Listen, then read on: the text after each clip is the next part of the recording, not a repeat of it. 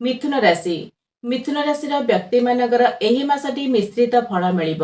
स्वास्थ्य खराब होई पारे, स्वास्थ्य प्रति ध्यान दियंतु। धन आगमन, धन संचय, आय वृद्धि एवं पारिवारिक आर्थिक स्थिरता पई यह भल समय होई पारे, किंतु अनावश्यक खर्च ठारू दूरेई रुहंतु। वैवाहिक जीवन में तर्क होई पारे, मासर द्वितीय भागरे समाधान होई जिवो। मासर प्रथम भागरे निजर राग क्रोध उपरे नियंत्रण रखंतु। परिवार रे राग क्रोध तर्क भूल बुझामणा होई पारे, सावधान रुहंतु। छात्र छात्री माने शिक्षा क्षेत्र में उन्नति करिवे।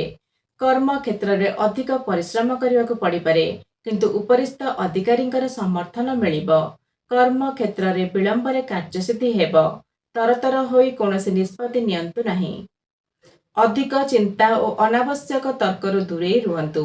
जीवन साथी ठारू लाभ मिल पारे। पार्टनरशिप बिजनेस करतुले एही समय रे आपनको लाभ मिलिबो। आयर स्रोत बढ़िबो।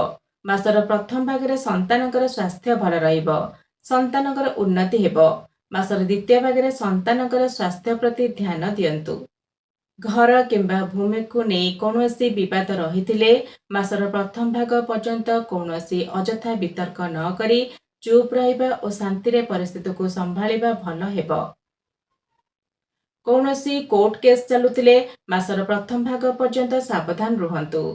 एही मासरे आपण शुभ फल पाइबा पई विष्णु सहस्रनाम पाठ करंतु।